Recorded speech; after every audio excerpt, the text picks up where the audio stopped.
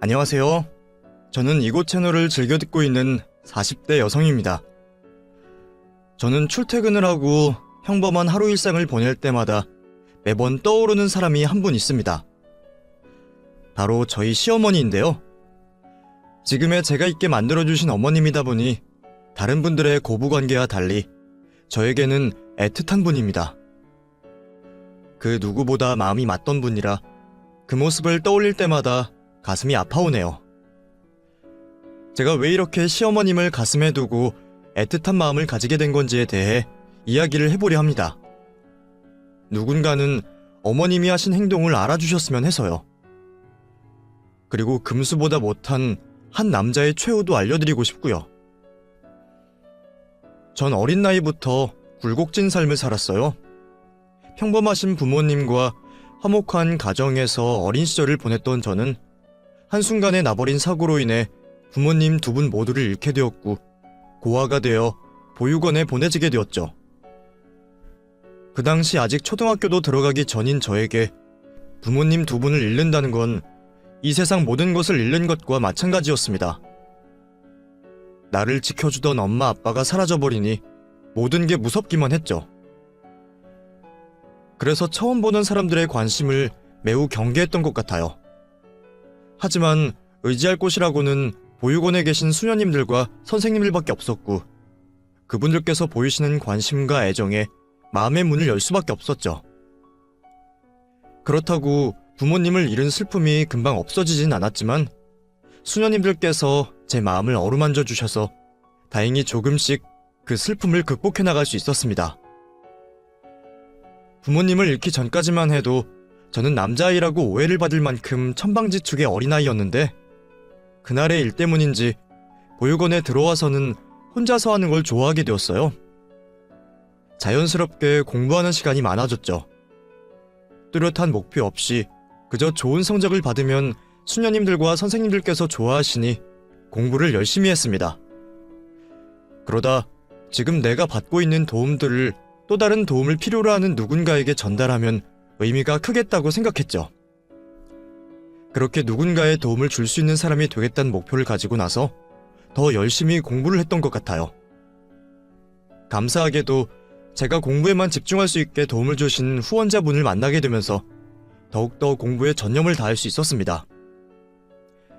입시를 마치고 좋은 대학을 들어가게 되었고 만 19세가 되었을 때 보육원에서 퇴소하게 되었죠. 그때까지 전 어떤 직업을 해야 할지 고민에 빠져 있었어요. 대학을 다니는 동안 계속 진로에 대해 고민만 해오다 보니 너무 속이 답답했습니다. 부모님이 계시다면 진로에 대해 고민을 터놓고 이야기를 할 수 있었을 텐데 저에게 어떠한 길들이 있는지 알려줄 사람들이 곁에 없었죠. 너무 답답할 때면 성당을 찾아 기도를 하곤 했어요. 그날도 혼자서 기도를 하고 있다 나오는 길이었는데 제가 가까이에 있는 걸 보지 못하고 계속 헤매고 있었다는 걸 깨달았죠.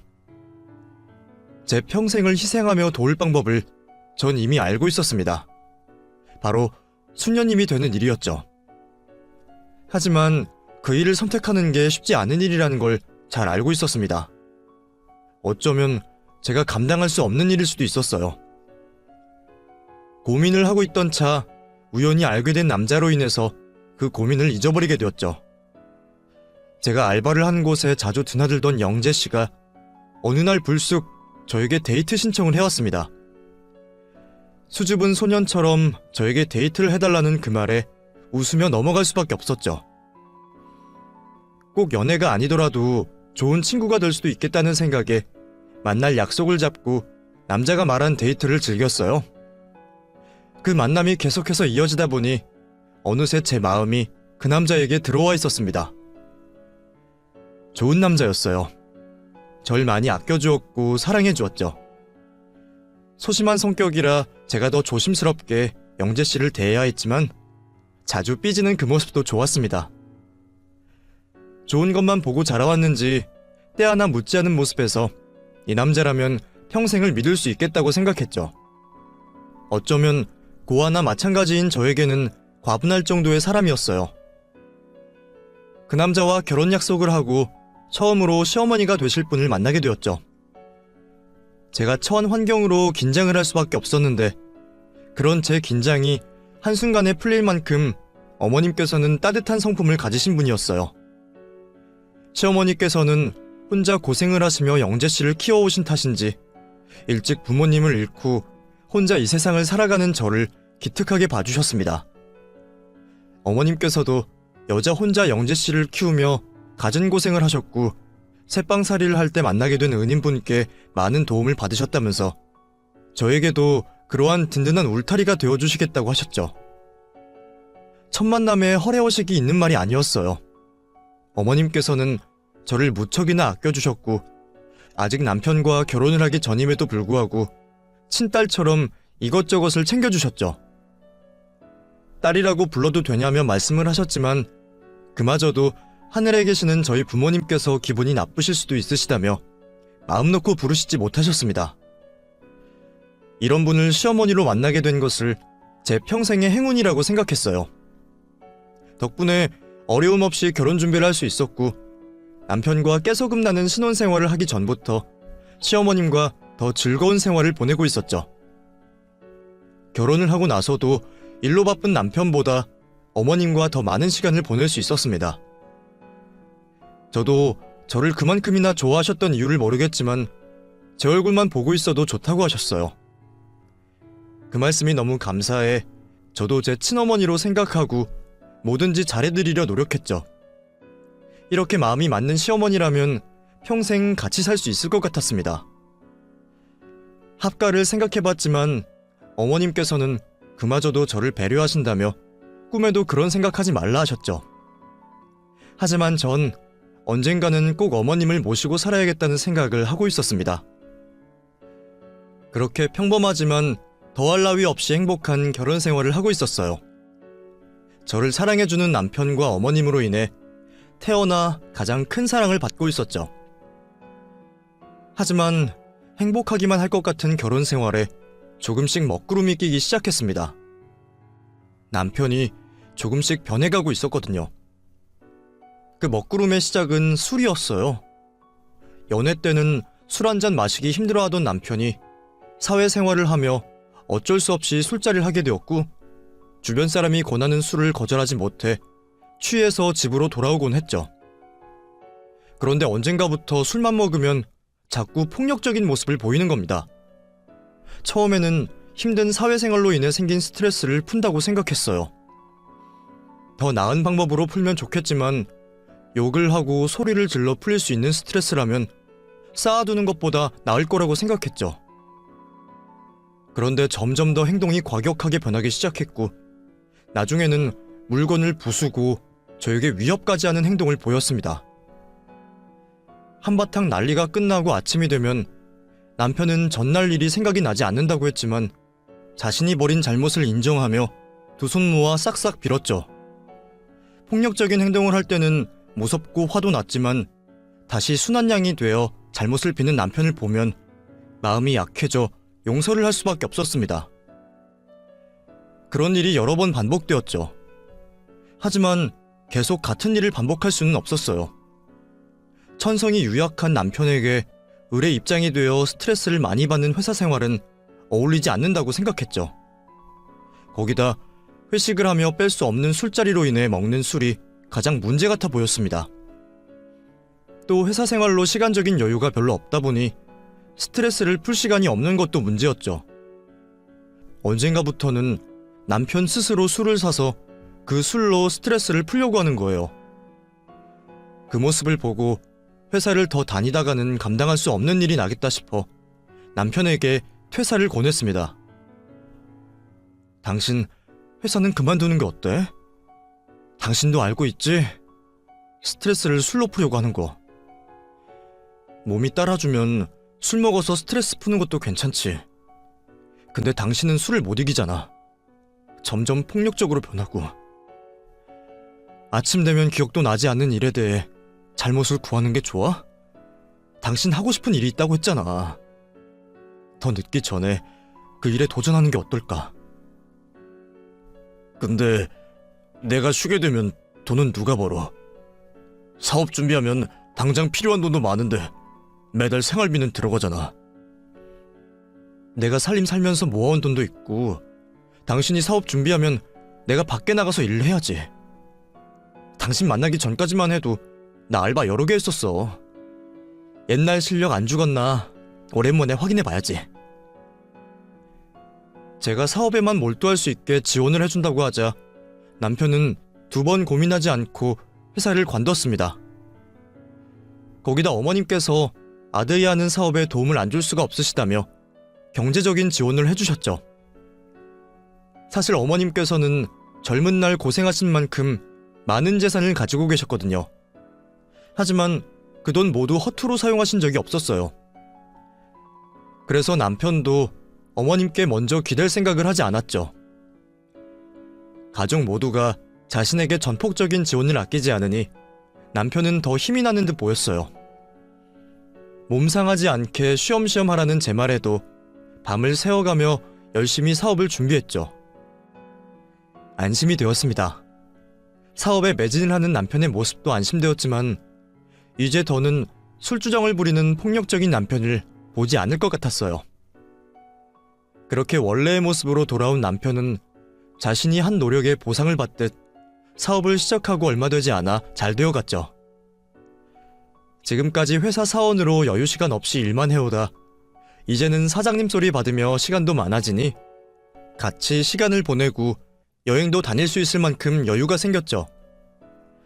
문제는 처음 겪는 그 여유 있는 시간들을 남편이 어떻게 활용해야 하는지 모른다는 거였습니다.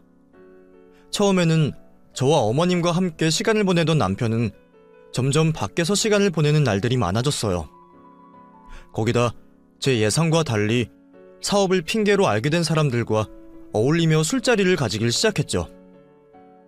골프나 등산 같은 취미도 그 사람들과 같이 했지만 항상 그 끝은 술이 있었습니다. 그리고 그 술자리들은 유흥주점으로까지 이어졌죠.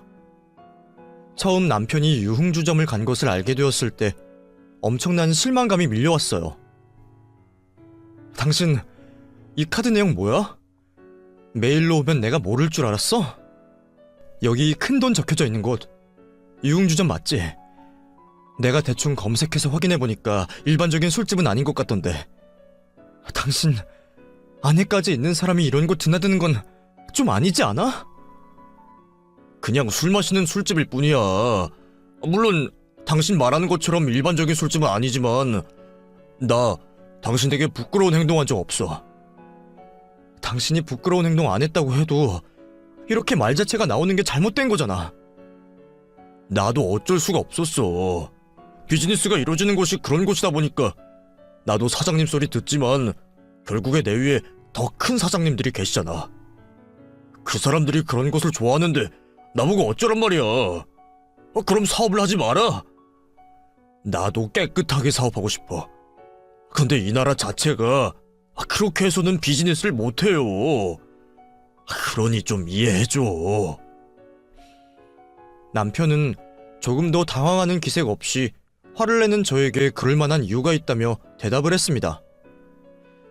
그 대답이 맞는다고 해도 이해가 되지 않았어요. 절대 그런 곳을 갈 사람이 아니었는데 어울리는 사람 때문인지 아니면 갑작스럽게 변화된 자신의 환경을 제어하지 못하는 건지 점점 사람이 변하기 시작했죠. 남편에게 점점 더 실망을 하던 중에 다른 여자까지 만나고 있다는 걸 알게 되었습니다. 이번엔 또 뭐라고 핑계댈 건데? 여자 만나는 것도 비즈니스야? 그 술집 여자를 백 사주고 옷 사주는 것도 비즈니스야? 당신 정말 왜 이래? 왜 사람이 점점 더 이상하게 변하는데? 이제 뭐야? 그 여자랑 결혼이라도 할 거야? 아니면 두 집 살림이라도 하겠다는 거야? 나 이제 당신 용서 못해. 난 당신이 좀 더 마음 편안한 환경에서 우리들과 시간을 보낼 수 있길 바라는 마음에 회사를 그만두게 했던 거야. 이렇게 발정난 개처럼 행동하라고 밀어준 게 아니라고. 우리 이혼해. 뭐? 발정난 게? 그리고 이혼을 하자고? 당신 미쳤어? 아내라고 기어오른 것도 봐주고 있었더니 남편 머리 꼭대기까지 올라서려고 해. 네가 안 맞아서 정신을 못 차리는 거지? 그래서 아무 말이나 막 하는 거고. 그래, 된통 혼나고 나서도 아무 말이나 막 할 수 있나 보자. 잘못을 저지른 남편은 화를 내는 제 말이 거슬렸는지 급기야 저에게 폭력까지 휘둘렀습니다. 남편의 일방적인 폭행이 끝나고 전 두려움에 아무것도 할 수가 없었어요. 처음 겪어보는 폭력이 너무 무서웠습니다. 이혼이라는 이야기를 다시 꺼냈다가는 저에게 끔찍한 일이 발생할 것만 같았어요. 결국 폭력을 휘두르는 남편이 무서워 억지로 결혼 생활을 이어가게 되었죠. 남편의 말을 순순히 따랐지만 그렇다고 해서 남편이 저를 폭행하지 않았던 건 아니에요. 한 번이 힘들었던 거지 두 번, 세 번, 네 번은 너무도 쉽게 이루어졌죠. 폭행의 이유도 별것이 아니었습니다. 많은 이유가 있었지만 전부 일상적인 것들 중에 남편의 마음에 들지 않는다는 거였죠. 그러다 우연히 어머님께서 제가 남편에게 폭행을 당하고 있다는 사실을 알게 되셨어요. 그 사실을 아시자마자 남편에게 경고를 하며 혼을 내셨죠. 그런데 문제는 남편이 어머님께도 폭행의 위협을 했다는 거였어요. 어머님께서도 적지 않은 충격을 받으신 것 같았죠. 그 모습을 보시곤 어머님께서는 저를 집으로 대피시키셨고 저에게 이혼을 하라고 먼저 권하셨습니다. 현아야, 이거 네가 생각하는 것보다 훨씬 더 심각한 상황이야. 이러다가 너가 정말 위험하다고. 내가 도움을 줄 테니 영재 걔와 이혼해라. 당장 혼자 되는 게 무섭다고 우물쭈물해서는 안 돼. 너도 내 딸이나 다름없다. 내 딸이 남편 때문에 맞고 힘들어하는 모습 내가 못 봐. 내가 변호사부터 잠시 피신해 있을 집까지 구해줄 테니 너는 아무 걱정하지 말고 영재 쟤에게서 떨어질 생각만 해. 절대 선처해주지 말고. 저를 딸처럼 생각해주시는 어머님 덕분에 저는 남편과 이혼 소송에 승소를 할 수 있었고 남편이 저에게 저질렀던 모든 행동에 대해 보상을 받을 수 있었죠. 이혼 소장 작성부터 변호사까지 어머님께서 도와주셔서 할 수 있었던 남편과의 이혼이었는데 어머님께서는 저에게 조금이라도 더 챙겨주시려고 했어요.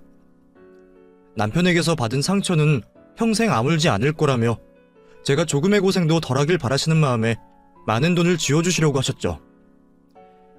아마 보통의 시어머니였다면 저는 그 돈을 덥석 받았을 겁니다. 이제 남이 되어버린 사이였고 저에게 폭력까지 휘둘렀던 용서할 수 없는 남자의 어머니였으니까요. 하지만 어머님께서는 고아나 마찬가지의 저를 처음 봤을 때부터 지금까지 친어머니같이 저를 아껴주고 보살펴준 분이셨죠. 남편에게서 받은 상처를 어머님께 치료해달라, 보상해달라 떼를 쓰고 싶지 않았습니다. 오히려 어머님께 좋지 못한 모습을 보여드리고 저 때문에 아들에게 손찌검까지 당할 뻔하게 만든 것 같아 죄송한 마음뿐이었죠. 지금까지 받은 도움으로 충분했습니다. 이제 앞으로의 제 인생은 저 스스로가 알아서 헤쳐나가야 하는 일이었어요. 그렇게 어머님이 주신다는 도움을 모두 거절한 채 저는 다시 혼자가 되어 세상에 나가게 되었습니다. 남편을 변하게 만든 사업이 잘 되었던 걸 다행이라고 해야 할지 덕분에 이혼을 하고도 큰 어려움 없이 생활할 수 있을 만큼 재산분할과 위자료를 받았어요. 괜히 허튼 짓을 하다 까먹지만 않는다면 노년까지 무리 없이 생활할 수 있었죠. 물론 일은 해야 했어요. 그래도 결혼하기 전처럼 아등바등하며 일할 필요는 없었습니다. 저에게 들어가는 한 달 생활비만 벌기로 했죠. 이제 제 몸을 돌봐줄 사람은 저 말고 없었기에 최대한 무리가 가지 않는 선에서 일을 하며 지냈습니다. 시간적인 여유가 생겨 운동도 하고 모임도 나가 즐거웠지만 그럼에도 무엇인가 텅 빈 제 가슴을 채워주지 못하더군요. 처음에는 그게 외로움이라 착각을 하여 일부러 더 사람들이 많은 장소를 가고 지인들을 자주 만나며 저 혼자 있는 시간을 최대한 줄이려고 했습니다. 마지막에는 무섭고 보기 싫었던 남편이었지만 그래도 한때 사랑하던 사람과 헤어진 것이니 그 이별로 인해 자연스럽게 따라오는 감정이라고 생각했죠. 그런데 사람들에게 둘러싸여 있는 삶을 살아도 정신만 없을 뿐 지인들을 만나는 그 순간도 가슴이 공허했죠.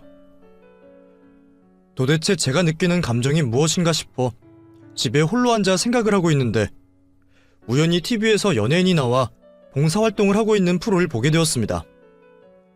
그 장면을 보자마자 아, 나 저기 가고 싶다.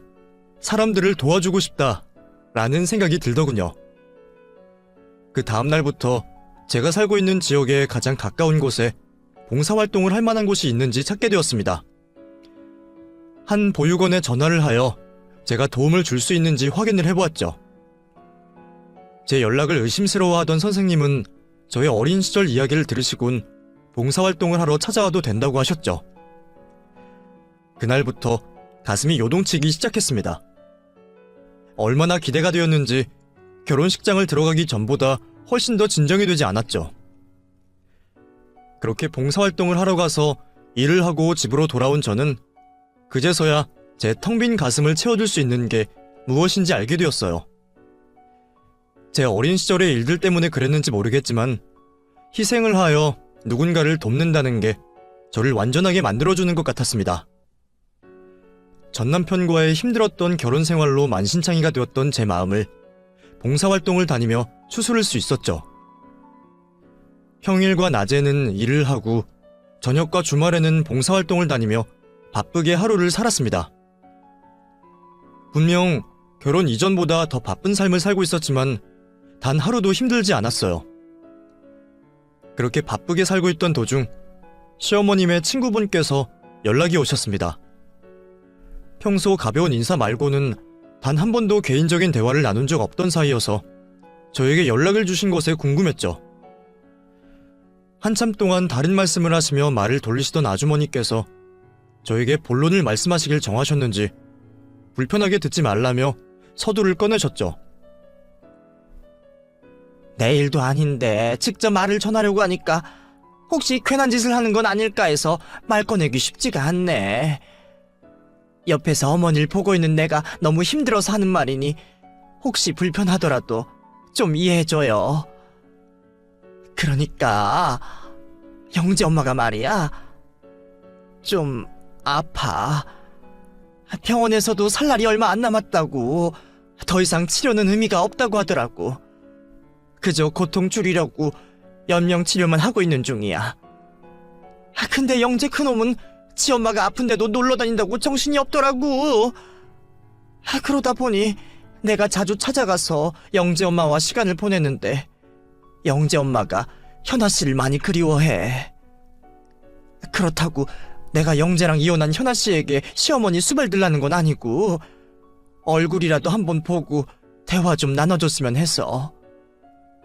내가 영재 엄마에게 그렇게 현아 씨 보고 싶으면 연락하라고 하니까 자기는 그럴 면목이 없는 사람이라고 하잖아. 아픈 자기 보면 현아 씨가 안 그래도 힘든데 더 힘들어할 거라고. 아무것도 모르면 마음 편히 살 수 있는 사람 괜히 들쑤실 필요 있냐면서.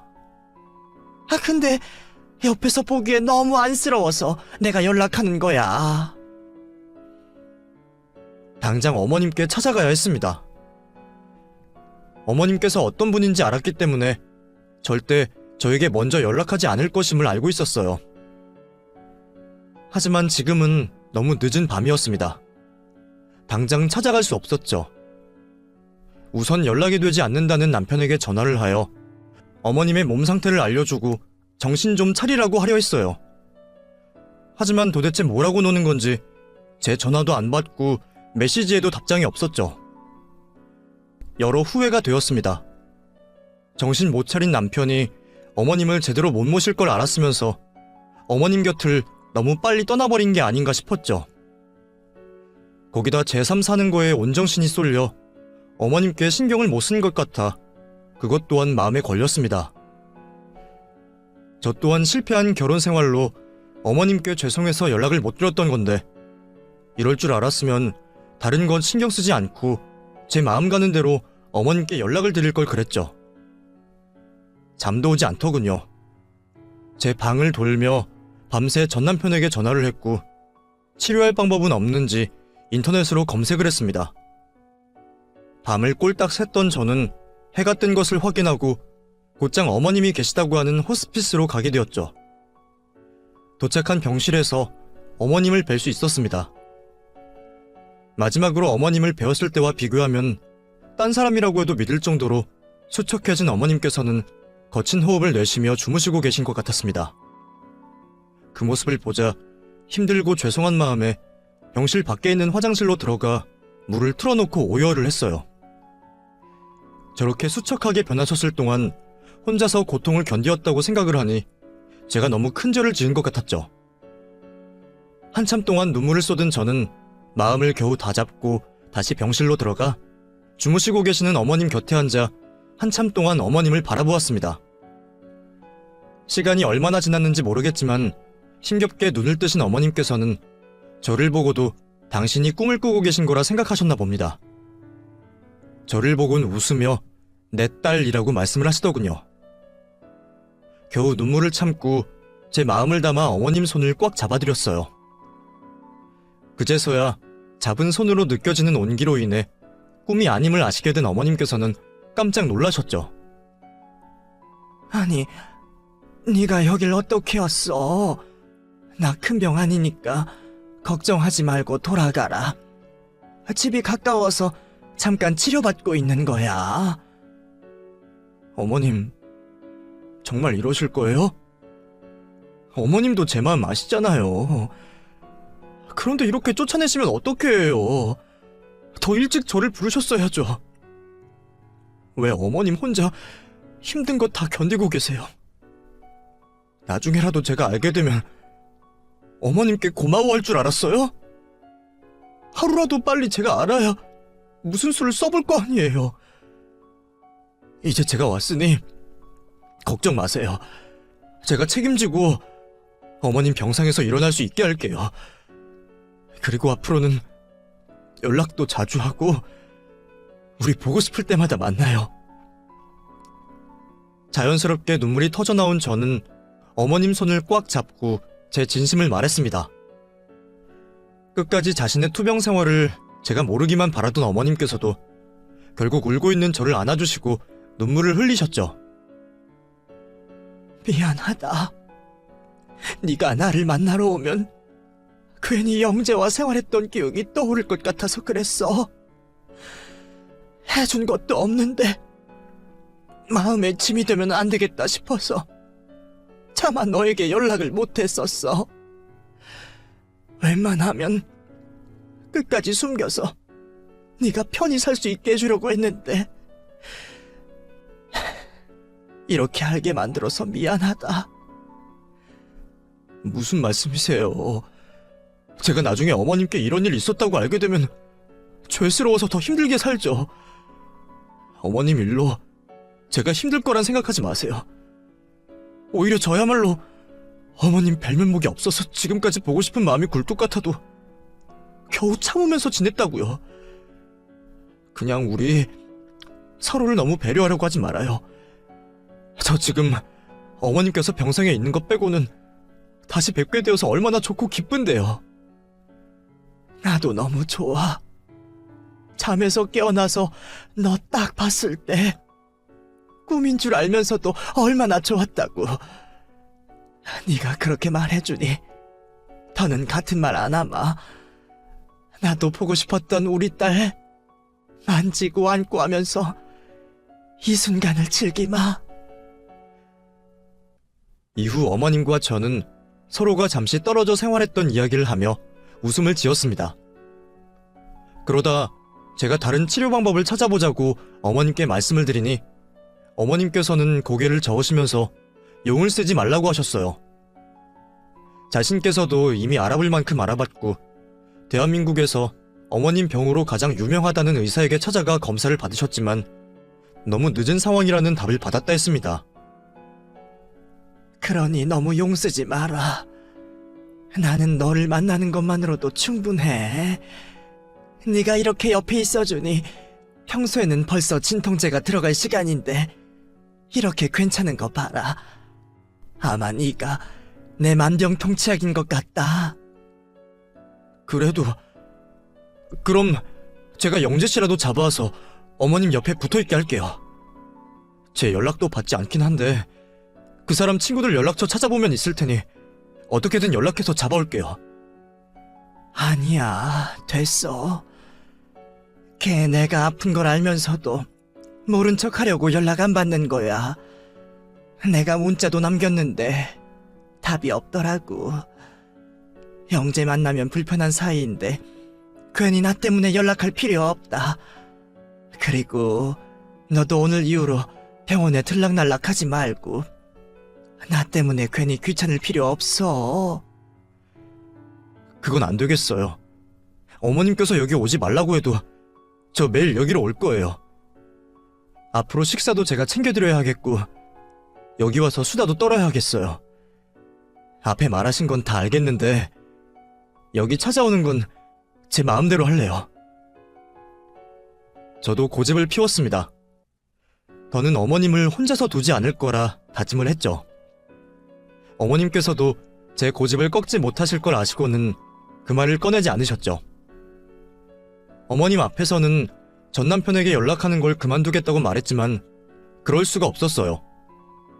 그날 제가 봤던 어머님의 상태는 너무 좋지 않아 보였고 바로 다음날 무슨 일이 벌어질지 모르는 상황에 아무리 망나니 같은 자식이라도 부모 옆에 있어야 투병하시는 어머님께 힘이 될 거라고 생각했죠.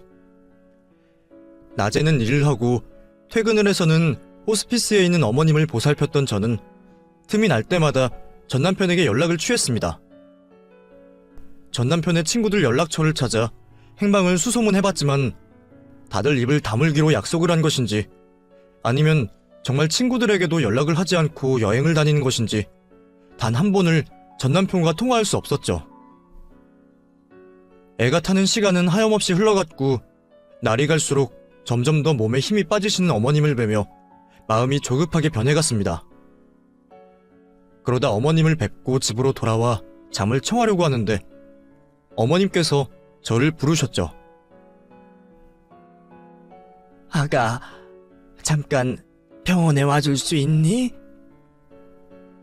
지금까지 이런 일이 없었기에 전 분명 무슨 일이 있겠다 싶었죠. 잠옷바람에 외투만 걸치고 곧장 병원으로 갔습니다. 분명 제가 병원을 떠나왔을 때만 해도 힘들어하셨지만 나쁜 몸 상태는 아니셨는데 병원에 도착을 하니 급격히 몸이 안 좋아지신 상태였습니다. 어머님께 부르신 이유를 물으려 하는데 병원 관계자들이 어머님을 다른 병실로 모신다고 하더군요. 병원 관계자들은 어머님께서 임종이 얼마 남지 않았을 거라 말씀하셨습니다. 그리곤 임종을 맞이할 가족들을 부르라 했죠. 제발 지금이라도 남편이 전화를 받아주길 바랬습니다. 도대체 얼마나 큰 불효를 저지르려고 이러나 싶었죠. 제 간절한 바람에도 남편은 연락이 오지 않았어요. 혹시 남편에게 연락을 하는 사이 어머님 몸 상태가 급격히 안 좋아지면 어떡하나 싶었던 저는 병실로 들어가 어머님 손을 꽉 잡고 있었죠. 그러면서 한 손으로는 계속 전화를 받지 않는 남편에게 전화를 걸고 있었습니다. 그때 어머님께서 힘겹게 저를 부르시곤 고개를 저으셨어요. 전화하지 말아라. 걔가 이제 와서 전화를 받겠니? 사람이 신기한 게 자기 갈 데를 아는 것 같아. 내 느낌이 오늘 너를 부르지 못하면 다시는 못 볼 것 같더라고.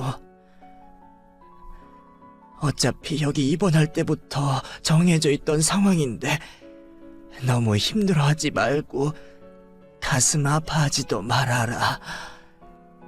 이기적일 수도 있지만 난 네가 내 마지막 순간까지 있어주는 게 너무 행복해. 어머님, 그런 말씀 하시지 마셔요. 내일 우리 또 행복하게 웃고 대화해야죠. 우리 봄에는 꽃 구경도 가기로 했잖아요. 그래, 그러기로 했는데 내가 같이 못 갈 것 같아. 미안하다. 미안해. 이제 내 숨이 곧 떨어질 것 같아서 지금 이렇게 말할 힘이 남아있을 때 말을 해야 할 것 같다. 내가 오늘 널 다시 병원으로 부른 이유이기도 하고 내가 많이 부족했는지 아무래도 자식 농사는 망친 것 같아. 그 망친 자식을 나 혼자 감당하면 문제가 없었을 건데 그놈이 착한 현아 너에게도 큰 피해를 줬구나. 그 일은 내가 죽어서도 미안해 하마. 정말 미안해. 형제 저놈, 내가 죽으면 재산 물려받을 사람이 자기밖에 없으니 최소한의 자식 노릇도 안 하는 것 같던데 저런 놈에게 줄 수 없지. 그러니 너에게 내 전 재산을 부탁하마. 네? 그게 무슨 말씀이세요? 제가요? 그래, 그냥 내 재산 전부를 상속받으라는 게 아니야. 나 대신에 좋은 일을 하는데 네가 도와달라는 거지. 내가 너에게 재산을 상속한다고 해도 문제가 많을 거라고 생각했다. 형제 저놈이 가만히 있을 놈도 아니고 너도 내 재산을 받는 게 눈치 보이고 신경이 쓰이겠지. 그래서 어떻게 할까 하다 네가 요즘 봉사활동 다니고 있다는 말에 좋은 생각이 났다.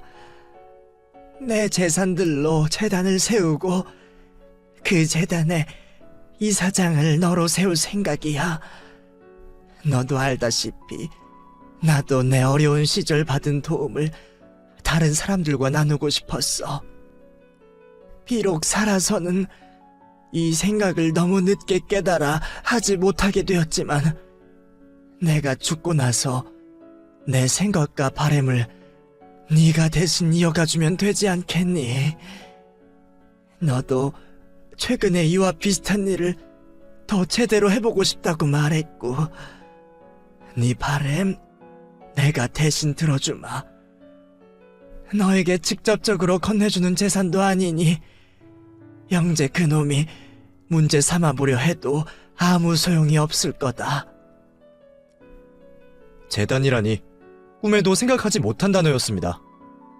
제 꿈은 기껏해야 365일 내내 제 손길이 필요한 곳에서 머물며 도움이 필요한 이들을 봉사하며 돕는 정도였어요.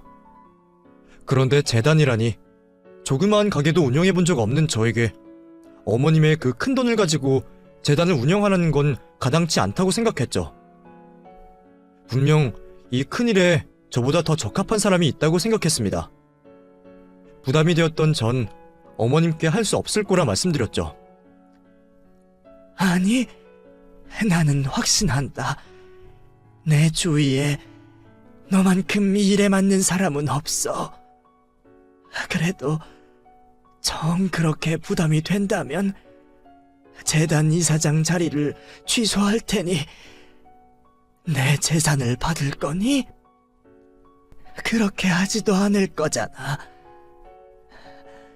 다른 부담 가지지 말고 그냥 나와 같이 좋은 일 한다고 생각하고 지금의 너처럼 하면 된다. 말하시는 것도 버거워하시던 어머님께서는 힘없이 제 손을 잡으려고 하셨어요. 임종이 가까워지는 만큼 제 손을 잡지 못하고 얹어있는 상태였지만 그 손에서 느껴지는 강한 어머님의 의지와 생각을 읽을 수 있었죠. 그 뜻을 받아들이기로 했습니다. 네, 알겠어요. 어머님 말씀대로 따를게요. 이제 다른 걱정은 하지 마시고 조금만 힘을 내세요. 어머님 눈으로 제가 재단을 잘하고 있는지 보셔야죠. 그제서야 어머님께서는 한숨을 돌리겠다는 표정을 지으시며 제게 웃음을 보이셨습니다. 그리고 미안하다는 말과 사랑한다는 말씀을 하시곤 깊은 잠에 들게 되셨죠. 좋은 꿈을 꾸며 잠드신 표정을 하셨던 어머니를 떠나보내기 너무 힘들었습니다. 팔다리를 주무르고 어머니를 흔들면 깊은 잠에서 깨어나시지 않을까 싶어 한참 동안 어머님의 몸을 주물렀죠. 하지만 어머니께선 끝내 다시 눈을 뜨시지 못하셨습니다. 이후 임종이 임박하다는 소식을 듣고서 출발을 하셨던 어머님의 친척분들께서 오셨고 친지분들과 함께 장례식을 준비하게 되었습니다. 남편은 어머님의 장례가 치러지는 날까지 찾아오지 않았죠. 어떻게 보면 저로서는 다행이었습니다. 어머님의 장례를 치르는 내내 전 남편이라는 불쾌한 존재 없이 어머님의 마지막 가시는 길을 배웅해드릴 수 있었으니까요. 어머님의 장례식을 마치고 어머님께서 준비해주신 재단의 이사장을 맡는 절차를 거치게 되었고 문제없이 취임을 하게 되었죠. 그때쯤 전 남편이 저에게 연락을 해왔습니다. 어머니가 돌아가시고 나서 재산 상속에 관한 일을 처리하려고 했는데 상속받을 돈이 남아있지 않는 거예요. 거기다 전 남편의 사업마저 어머님 재산으로 운영하고 있었으니 발등에 불이 떨어진 거죠. 어머님의 재산으로 재단이 만들어진 걸 안 남편이 노발대발하며 저에게 연락을 해온 것이었습니다. 뭐야? 설마 했는데 정말 당신이야? 설마 당신 우리 엄마 꼬드겨 이 재단 만든 거야? 무슨 소리야? 나 어머님의 생전에 하시려 했던 일을 이어간 것뿐이야.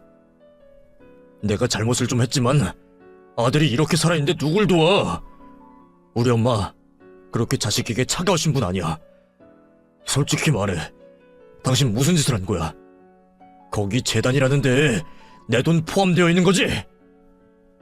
당신 변호사님 아직도 안 만나봤어? 어머님께서 남기신 유언, 이 재단 설립 과정과 목적 적혀있는 걸 안 봤냐고. 그리고 너무 뻔뻔한 거 아니야? 어머님 장례식도 안 찾아온 주제에 먼저 물어봐야 하는 건 어머님께서 편히 돌아가셨는지, 마지막 가시는 길 잘 보내드렸는지 이런 말 먼저 해야 하잖아. 당신 어머니가 돌아가신 거잖아. 조용히 좀 해. 이거 분명 문제가 있는 거야. 우리나라 법이 이렇지가 않다고. 내가 자식인데 어떻게 내 동의도 없이 재산을 마음대로 해? 나 이거 문제 삼을 거야. 거기에 있는 내 돈들 거지 같은 놈들 도와주는데 단돈 10원도 못 준다고. 당신 똑똑히 들어. 우리 엄마 내 돈 조금이라도 쓰면 남의 돈 훔쳐가서 마음대로 쓴 죄로 쇠고랑채기 할 거야. 알았어? 벌레 같은 새끼. 그래, 너 하고 싶은 대로 해. 법적으로 할 수 있으면 해보라고. 애초에 너 같은 새끼 도와줄 생각도 없었지만 그래도 어머님 자식이고 내 남편이었으니까 정말 도움이 필요하면 돕겠다고 생각했어. 근데 너같이 돈밖에 모르고 사람 노릇할 줄 모르는 놈과는 아예 상종을 하면 안 되겠다. 앞으로 문제 삼을 거 있으면 우리 재단 변호사와 통화해. 한 번만 더 내 쪽으로 연락하면 협박죄로 당신이야말로 쇠고랑차게 만들어줄 테니까. 그 전화 이후로도 남편은 제 경고를 무시하듯 제게 전화를 걸어 욕설과 위협을 했죠. 아마 자기도 변호사를 통해 알아본 결과 재산을 돌려받을 수 없다는 걸 알아서 더더욱 그러한 행동을 하는 듯 보였습니다. 하지만 저 또한 전 남편이 저를 괴롭히도록 가만히 두고 있지만은 않았습니다. 해당 내용을 모두 녹음을 하고 경찰에게 신고를 하여 협박죄로 신고를 하게 되었죠. 신고 이후에도 여러 번에 걸쳐 같은 전화를 했던 남편은 결국 경찰에게 잡혀 조사를 받게 되었습니다. 실질적으로 처벌을 할 수 있을진 모르겠지만 더 이상의 협박을 하다간 어떤 일이 벌어질 거라는 경고를 보여준 저는 전 남편의 선처를 바랬고 고소를 취소하게 되었죠. 이유는 그래도 제 사랑하는 어머님의 아들이라는 이유였고, 두 번째는 더 이상 떨어질 것도 없는 불쌍한 존재였기 때문이었습니다. 제가 해줄 수 있는 최대한의 관용을 베풀기로 한 거죠. 어머님의 재정적인 도움이 없자 남편의 사업은 이미 망해버린 단계에 있었고 평소 엉망인 행실들로 인해 주변 사람들 모두 다 떠났어요. 경찰서에서 본 남편은 그제서야 자신의 행동들 모두를 후회하는 듯 보였지만 이미 자신이 했던 행동들로 인해 그대로 그 잘못들이 자신에게 돌아온 이유였죠. 후회하는 남편을 본 그날 이후 다시는 남편을 볼 수가 없었습니다. 그 이후 저는 어머님 뜻을 이어받은 재단을 잘 운영해 나가고 있습니다. 매번 출퇴근을 할 때마다 보는 어머님의 사진을 볼 때면 같이 있지 못하는 현실이 너무 안타깝습니다.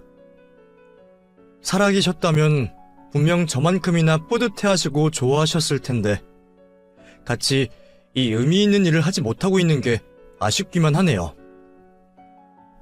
그런 생각이 들 때마다 어머님의 몫까지 제가 열심히 해야겠다고 다짐을 해요. 어머님께서 물려주신 뜻과 유산, 제가 잘 지켜나가 누군가가 이 의지와 뜻을 이어받을 수 있게 해야죠. 제 이야기는 그만 여기서 마치도록 하겠습니다. 힘든 세상, 도움이 필요하실 땐 항상 도울 준비가 되어 있는 사람들이 있다는 걸 잊지 마셨으면 좋겠네요. 그럼 제 사연 들어주셔서 감사합니다.